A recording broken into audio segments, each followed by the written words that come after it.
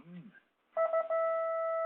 8 minuto makalipas po ang alauna ng umaga. Tayo po ay narito na naman muli upang tayo ay magandog na naman ng inyo pong mga paboritong awitin, pinakamagagandang awitin from the 50s, the 60s, and the 70s. Samahan pa po natin ng mga classic OPM hits. Tayo po'y patuloy na maghaharana po sa inyo hanggang alas 4 po ng umaga. Ngayon po ay ikalimang araw na po sa buwan ng Abril. Napaka-espesyal na araw po para sa inyong amang lingkod.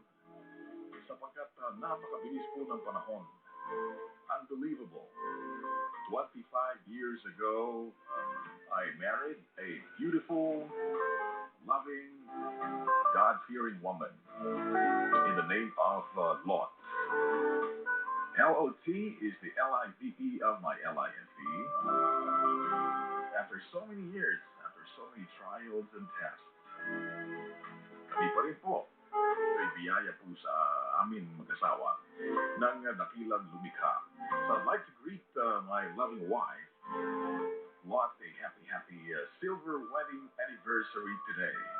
Parang kailan lang po. At kami po ay nabiyayaan ng magagandang mga anak. Higit po sa lahat, mababait at God-fearing din po, just like her. I'd like to thank you for your unconditional love, for loving me despite my flaws and imperfections. Totoo nga po yung kasabihan behind a man's success is always a woman. Kaya po para sa aking may bahay na si Lot, maraming salamat. Maligayang anibersaryo, 25 years together. At dalangin ko na biyayaan pa tayo ng marami pang mga taon ng matatamis at masasayang pagsasama. At higit sa lahat ay ginawa namin mag-asawa na nasa gitna po ang dakilang lumikha. Kung kaya naman matiwasay at nairaraos ko namin ng maayos ang aming pagsasama. If you only put God in the center of your relationship, you will never go wrong. So I'd like to greet again my loving wife a happy 25th wedding anniversary today. Muli maraming salamat for continuously loving me, for your patience and understanding. And I love you more.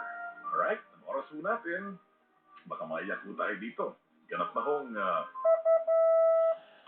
11 minuto makalipas ang alauna. Natatawa tuloy si Rod Eason sa akin. Napakahirap sabihin yung nararamdaman. Alam mo, Rod, lalo na kapag buong mundo ang nakikinig. Pero ganun pa man, ako'y talagang blessed po talaga. Sapagkat nagkaroon po ako ng isang may bahay na punong-puno ng pagmamahal at pag-unawa. Kaya naman kami po ay magkatuwang pa rin sa buhay magpahanggang ngayon. Maraming dumang mga karamdaman at mga pagsubok pero magpahanggang ngayon kami po ay nabiyayaan ng 25 taong pagsasama sa araw na ito. Alright, let's get back to the music.